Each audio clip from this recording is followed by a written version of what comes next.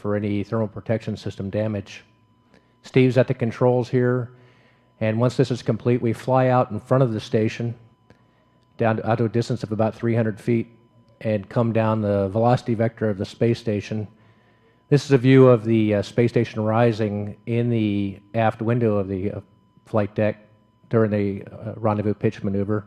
And we see Rex using the handheld laser to measure range and range rate as we're approaching the station at an incredible speed of about 1/10 of a foot per second.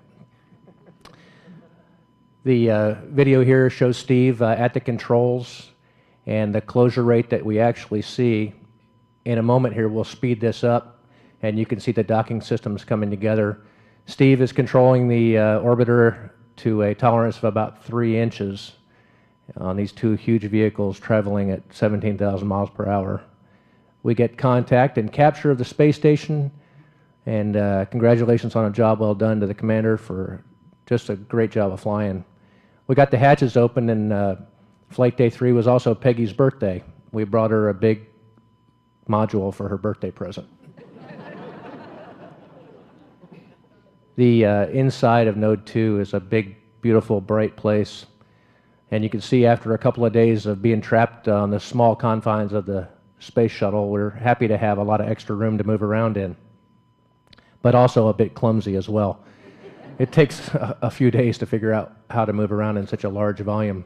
But we were happy to see Dan, and happy to have him become part of our crew, and really happy to have the chance to bring him home.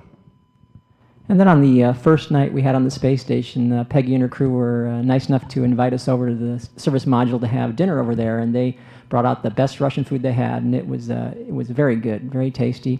Gave us a chance to relax a little bit and see our old friends and have time off before we got into the work of getting to do some spacewalks. Here we're briefing the day before we go on our spacewalk, and then you see here the morning of the spacewalks, we got our suits on, and Peggy and Steve are getting us ready to go into the airlock, and here's Stan getting guided into the airlock very carefully. Then they close the hatch of the airlock, and we can get all the air out of there and then open the door and go outside and work.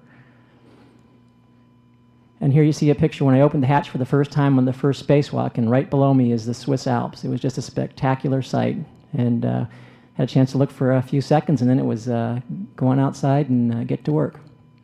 Our first job on the